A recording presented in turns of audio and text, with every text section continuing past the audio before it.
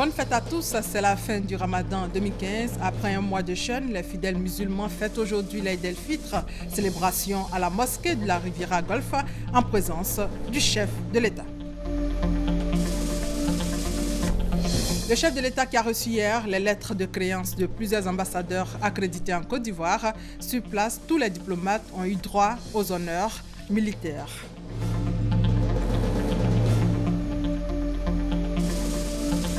Et aux États-Unis, 4 marines tuées jeudi lors de 2 fusillades survenues sur des installations militaires du Tennessee.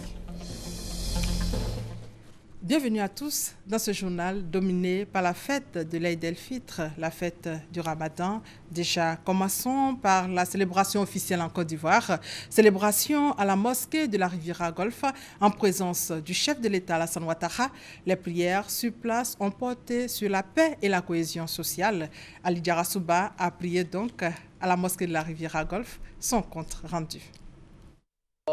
الله أكبر الله أكبر الله أكبر الله أكبر الله. Dieu est grand, Dieu est souverain, exalté soit-il, toute la louange lui revient.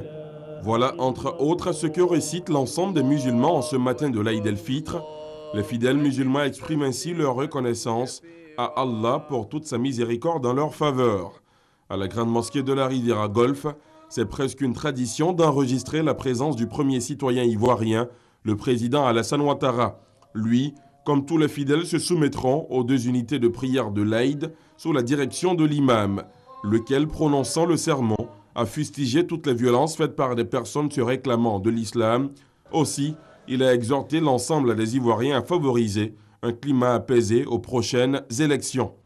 Chers frères, chères sœurs, nous sommes à quelques mois de la prochaine élection présidentielle dans notre pays. Et c'est également l'occasion pour nous d'exhorter les acteurs de la vie politique à œuvrer pour une élection apaisée, démocratique et sans violence, afin d'éviter à notre pays une nouvelle crise post-électorale. Le président de la République, pour sa part, souhaite que les prières faites à la faveur de ce Ramadan permettent de consolider la paix dans le pays. Je salue et je remercie l'imam Traoré pour ses vœux, pour son appel à la paix, sa contribution donc à la paix dans notre pays, la contribution à la paix par la communauté musulmane. Et il a bien insisté sur le fait que l'islam est une religion de paix, une religion de non-violence, une religion qui condamne la violence et le recours à la force. Et je le remercie également pour son appel à des élections apaisées pour tourner la page de la crise que nous avons vécue il y a 5 ans. Je pense qu'avec le jeûne, avec le mois de Ramadan, ces prières seront exaucées. Et je prie moi aussi, et nous continuons de prier pour que la Côte d'Ivoire demeure en paix et que les plus faibles, les plus défavorisés aient un meilleur avenir.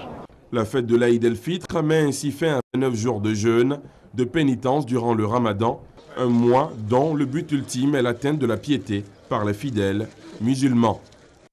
Et vous l'avez donc entendu, après un mois de jeûne, donc la communauté musulmane fête aujourd'hui la fin du Ramadan. À Treichville, à Makori et au plateau, les musulmans ont pris d'assaut les lieux de prière. On fait le point avec Serge Kolia et Emma Niamé. Après 29 jours de pénitence marqués surtout par la privation de nourriture de l'aube au coucher du soleil, de certains comportements proscrits par l'islam pendant cette période de forte spiritualité et de recueillement, les fidèles musulmans célèbrent aujourd'hui l'Aïd el-Fitr ou le Ramadan, la fête de la rupture du jeûne. À Treichville, c'est à la grande mosquée de l'avenue 8 que les fidèles musulmans se sont donné rendez-vous pour la prière. Une occasion pour l'imam adjoint de cette mosquée, Cheikh Bakari Konaté, d'implorer Dieu afin qu'il instaure une paix durable en Côte d'Ivoire. D'abord, notre prière, c'est réconcilier les cœurs d'abord.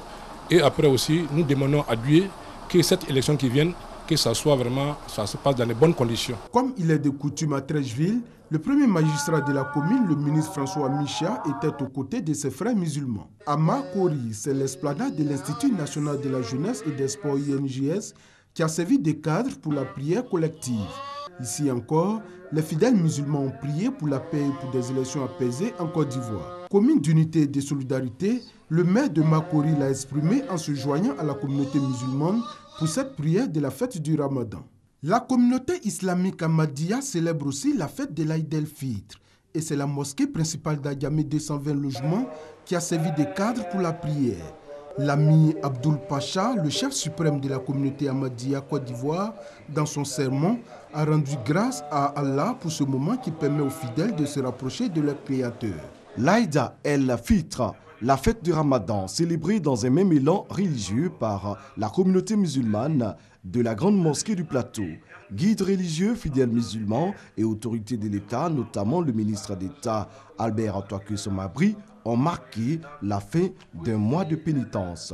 Un mois de jeûne, signe de leur foi et de leur attachement à Allah. L'engagement des fidèles pendant le mois de Ramadan doit se poursuivre, a indiqué l'imam de la Grande Mosquée du Plateau. Sissé Guigiba a exhorté les fidèles à être des acteurs de paix et de cohésion sociale. Aux jeunes surtout, le guide religieux a demandé d'œuvrer pour une période électorale apaisée et sans violence. À Bobo, la communauté musulmane a aussi fêté l'Aïd el-Fitr. Sur place, message de réconciliation et de paix, nous dit Konepa Gassoro. À Bobo, nouvelle gare routière internationale, il est 8 heures. Les fidèles musulmans, à l'occasion de la fête de l'Aïd el-Fitr ou fête de Ramadan, nattes et tapis à la main, se dirigent vers l'espace aménagé pour la prière. Ici, l'imam Moussa Diarra de la mosquée Al-Mami Tungara, dans son sermon, a exhorté la communauté musulmane dans son ensemble à prôner les vertus de solidarité, de fraternité et d'union. Le musulman doit préserver les acquis du Ramadan. Cela nous avons dit, il ne doit pas revenir aux mauvaises habitudes. Il doit rester toujours constant dans l'adoration, dans la solidarité. Quant au cheikh Issou Diarra, guide spirituel de la mosquée Al-Moubarak d'Abobo-Nador, il a invité les musulmans à adopter un comportement digne et responsable après le mois de Ramadan. Dans plusieurs autres mosquées de la commune, le message était le même. Imams et guides religieux ont mis l'accent sur des messages d'amour et de pardon. Exhorter les musulmans et exhorter tous les habitants de la Côte d'Ivoire à prêcher la paix. Parce que sans la paix, il n'y a pas de projet réalisable. Les propos des imams bénéficient du soutien des autorités venues prendre part à la prière, ainsi que les fidèles. Ce mois de Ramadan nous a permis de lever vers le Tout-Puissant Allah les prières pour la paix, la cohésion sociale dans notre pays. Pendant le mois de Ramadan, tu éprouves des choses, le sexe, la nourriture, l'alcool. Il faudrait qu'après le mois de Ramadan, cela demeure. Il faudrait que la communauté musulmane reste unie, déterminée, et que nous pratiquons de manière sincère la religion que nous a confiée le prophète Rasoul sallallahu alayhi wa sallam. La prière de l'Aïd el-Fitr ainsi exécutée par la communauté musulmane vient mettre fin au mois de jeûne observé cette année pendant 29 jours. Direction maintenant Yopougon pour voir l'ambiance qui a prévalu sur place et c'est avec Konaté Moussa. La fête de Ramadan ou l'Aïd el-Fitr est un moment de remerciement du Seigneur pour la réussite du mois de jeûne musulman. Une fête pour clore en beauté cette période d'intense adoration et de prière. À la grande mosquée de Yopougon en Dokwa, les fidèles musulmans sont venus honorer les 2 rakats pour cette célébration. Dans son exposé, l'imam Ousmane Diaby a invité les fidèles à plus de responsabilités afin de préserver l'image de la religion. Nous avons sensibilisé nos fidèles de se comporter comme des bons musulmans, d'être des ambassadeurs de l'islam et d'accepter les autres. Et nous avons demandé à tous les Ivoiriens de s'accepter pour qu'on puisse vivre ensemble. Grossesse en milieu scolaire, immigration clandestine, le phénomène des microbes, ce sont entre autres des thèmes abordés par l'imam pour sensibiliser la communauté. Dans le sermon de l'imam, les éducateurs, les enseignants, ainsi que les parents, tout le monde a été interpellé pour que ce phénomène ne se reproduise plus dans nos établissements. Je crois que dans l'ensemble, il faut dire que la communauté musulmane est en phase avec les autorités de ce pays. Vraiment, il s'adressait à la jeunesse, à nos enfants, comment ils doivent se comporter, à nos enseignants, comment ils doivent se comporter avec nos enfants, les éduquer et éviter le problème de débauche. La fête de Ramadan ou l'Aïd el-Fitr ou encore la petite fête vient ainsi mettre fin aux jeunes musulmans.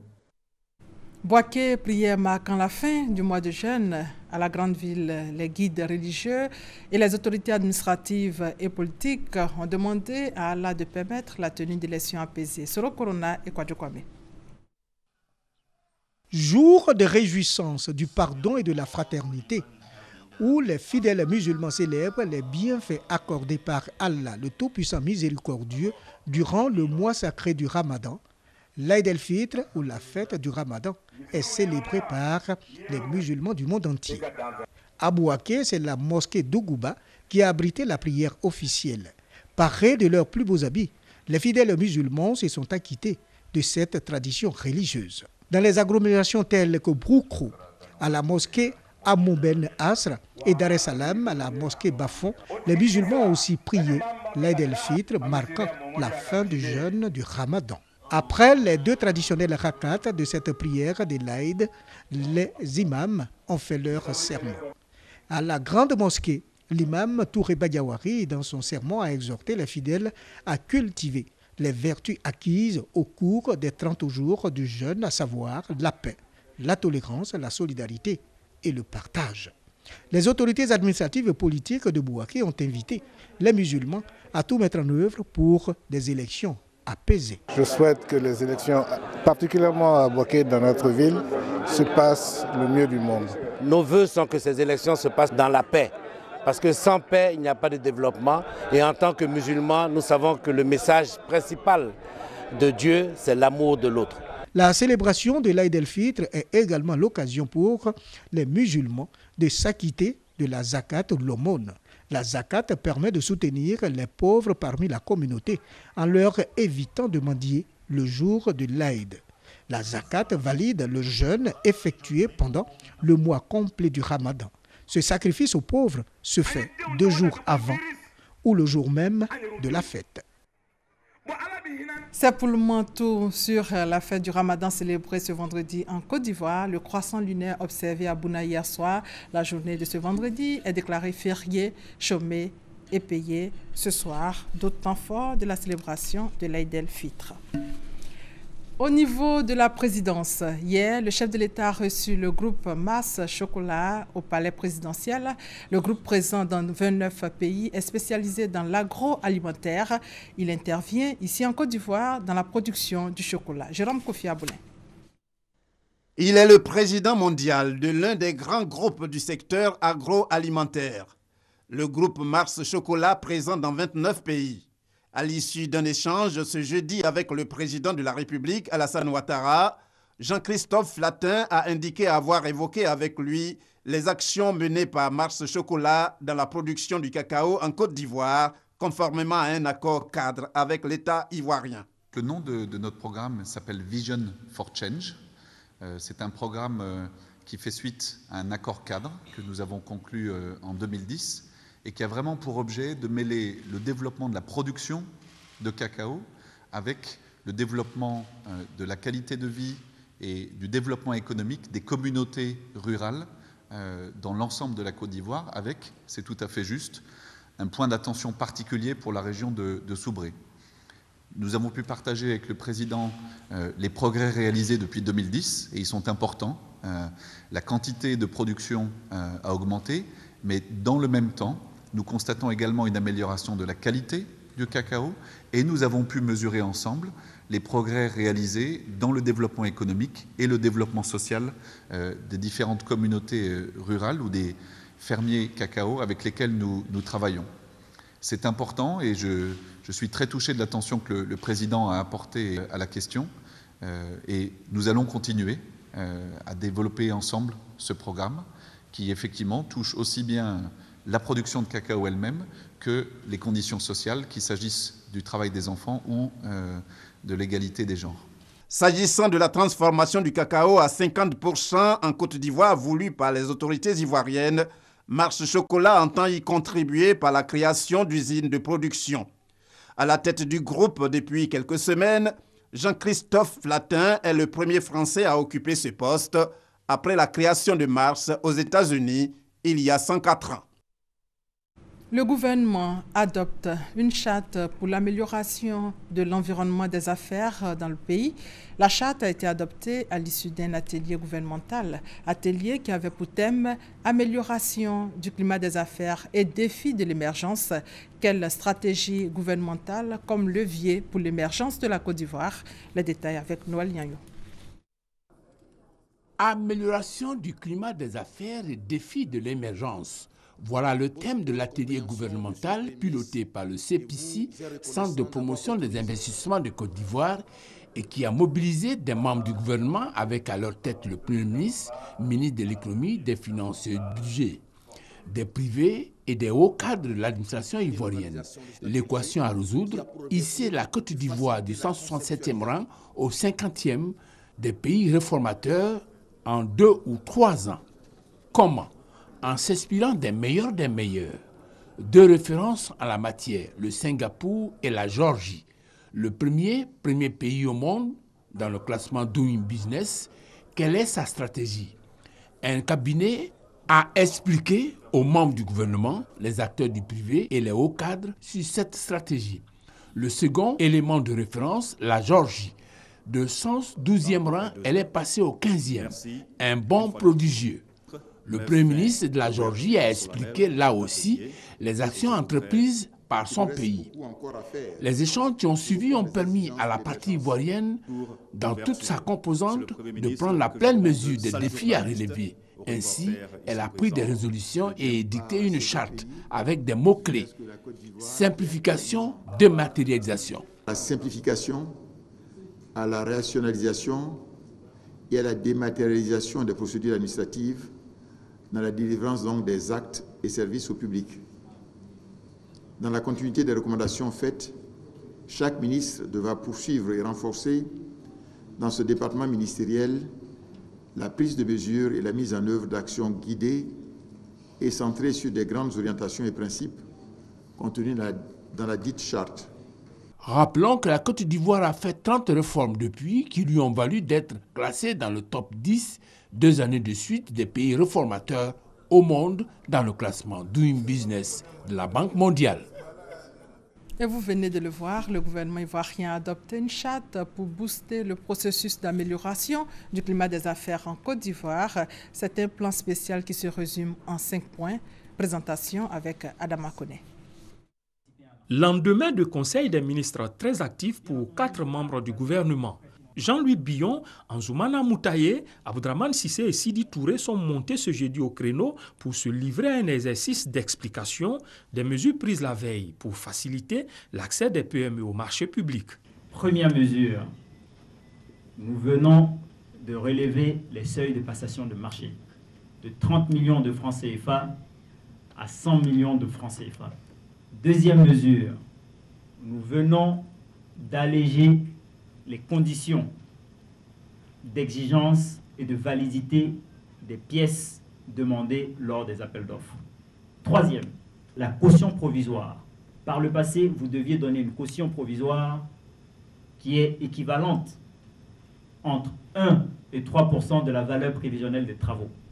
Le cautionnement provisoire maintenant, dorénavant, doit être situé entre 1 et 1,5% de la valeur prévisionnelle des travaux. 4. Nous avons fixé un quota de 20% de la valeur prévisionnelle des marchés que nous souhaitons voir attribuée aux PME. Et pour finir, toute entreprise qui affecte 30% de la valeur prévisionnelle de son marché à des PME locales bénéficie d'une marge de préférence de 5%. Ces dispositions essentielles doivent donner aux PME la possibilité de se frotter aux grandes entreprises par la sous-traitance. En le faisant, il a en même temps aussi une période de formation. Former les PME à aller de l'avant, à innover, à grandir. Des rapports seraient faits pour voir quelles sont les administrations qui respectent les pourcentages établis et pour pouvoir appeler à l'ordre ceux qui ne le respectent pas. En sautant les 5 verrous, l'État ambitionne de faire des structures de taille modeste des acteurs majeurs du développement économique. c'est qu'actuellement, les PME ne fournissent que 20% de la richesse nationale ou produit intérieur brut PIB, alors qu'elles pèsent 90% dans l'effectif des entreprises en Côte d'Ivoire. Pour le ministre Sidi Touré, les grands doivent inviter les petits à table. Ne grossissez pas seuls, partagez les nouvelles richesses qui seront les vôtres. C'est très important parce que le gouvernement fait sa part, les entreprises, le soubassement sur lequel s'appuie toute politique de développement doit pouvoir faire sa part. Donc ne grandissez pas seuls, partagez la richesse. L'option de l'État est claire, créer des champions à travers cette politique de préférence nationale. La balle est désormais dans le camp des PME qui doivent se donner du coffre en améliorant leur organisation structurelle, leur gestion et leur technicité. Des mots relevés dans bien d'études sur les PME. L'actualité, c'est aussi le bilan définitif de l'opération de révision de la liste électorale. L'opération qui a pris fin dimanche a enregistré plus de 340 000 nouveaux inscrits. Le point avec Sylvie Touré. Plus précisément, 344 295 nouveaux inscrits sur la liste électorale au 12 juillet 2015, date de la fin de l'opération de révision de la liste électorale. L'opération a enregistré également 765 955 cas de changement de domiciliation ou de patronyme, des chiffres très loin des prévisions de 2 à 3 millions de personnes. Le vote en Côte d'Ivoire est libre et facultatif. Tout citoyen peut, s'il le veut, se faire enrôler. S'il ne veut pas, il ne se fait pas enrôler. Il n'y a aucune sanction prévue contre cela. Nous ne pouvons pas non plus contraindre les gens à venir se faire enrôler. Nous créons les conditions et nous attendons. Pas de nouvelles prorogations, le vice-président de la commission électorale indépendante est formel. Les retardataires devront attendre la prochaine opération de révision de la liste électorale qui se fera désormais tous les ans, conformément à la Constitution, a révélé Gervais Koulibaly. Le processus en cours va se poursuivre avec l'affichage de la liste électorale provisoire le 25 juillet prochain. Suivra la période du contentieux, elle s'étendra du 10 au 28 août et permettra entre autres aux personnes omises de faire des réclamations. C'est une visite d'État très attendue, comme partout où il est passé. Dans seulement 5 jours, le président de la République sera dans le Yoruba, dans le Haussa central. Les préparatifs de la visite du président Alassane Ouattara vont bon train. Au cours d'une réunion, les femmes ont été sensibilisées à s'inscrire pour avoir droit au fonds d'appui aux femmes de Côte d'Ivoire, fonds initié par la première dame, Mme Dominique Ouattara. Thérèse Tapeyoboué pour plus de détails. Les populations du Haussa central se mobilisent pour réserver un accueil chaleureux au président Alassane Ouattara lors de sa prochaine visite d'État dans la région. Au cours d'une rencontre avec les leaders de coopératives, des groupements mutuels de développement, ONG ainsi que des leaders communautaires, Léopoldine Kofi, cadre de la région, a invité les populations à prendre toutes les dispositions afin que la visite du président de la République dans le Haussa central soit une réussite totale. Elle a appelé les jeunes, mais surtout les femmes, à s'inscrire de manière groupée afin de remplir les modalités pour accéder au fonds initié par la première dame de Côte d'Ivoire, Mme Dominique Ouattara. Léopoldine Kofi a profité de cette rencontre pour inviter les populations à retirer leurs cartes d'identité stockées dans les différentes sous-préfectures pour pouvoir exercer leur droit de vote le moment venu. À Tobrou, les producteurs sont sensibilisés à l'immatriculation des terres exploitables pour une production sécurisée, surtout que la société coopérative des producteurs a eu un résultat positif. Près de 49 millions de francs CFA de production, explique Eman Niamien. Au cours de cette assemblée générale, le président du conseil d'administration de la société coopérative des producteurs de Yakassa à Tobrou, Coproya, a énuméré les points de satisfaction de la société, dont l'obtention du prix de la meilleure coopérative des régions de la Niébi-Tiassa et de la Mé. Prix qui a valu à la coopérative les félicitations du président de la République lors de sa visite d'État à San Pedro. Traoré Mamadou a cependant relevé les quelques difficultés que rencontre sa structure, notamment le mauvais état des routes et les exigences des exportateurs pour ce qui est du grainage du cacao. Le rapport financier de la coopérative, lui, relève que la Coproya a produit 4500 tonnes de cacao pour une recette de 4 300 millions de francs CFA et 600 tonnes de café pour 430 millions de francs CFA. Conclusion, à l'issue de l'Assemblée générale, le solde de la Coproya est positif avec un bénéfice de 49 millions de francs CFA. Le délégué régional du Conseil Café-Cacao d'Agboville, Kwadjo Kwame, a félicité les producteurs et leur a demandé de respecter les directives de la NADER quant à la bonne utilisation des produits phytosanitaires. La sécurisation des terres par leur immatriculation a été également recommandée aux producteurs par le directeur régional de l'agriculture de la ME, Adam Kama.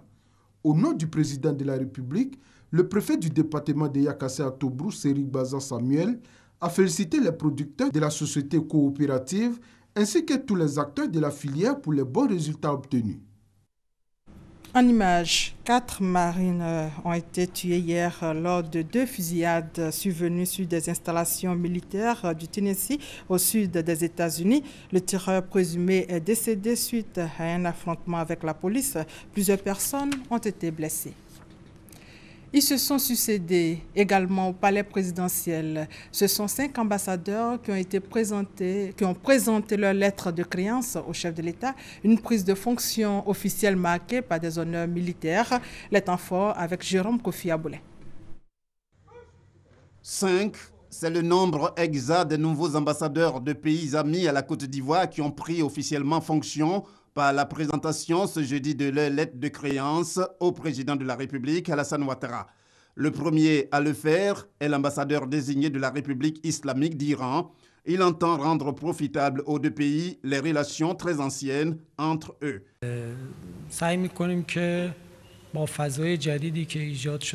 Les relations entre les 2 pays sont très anciennes.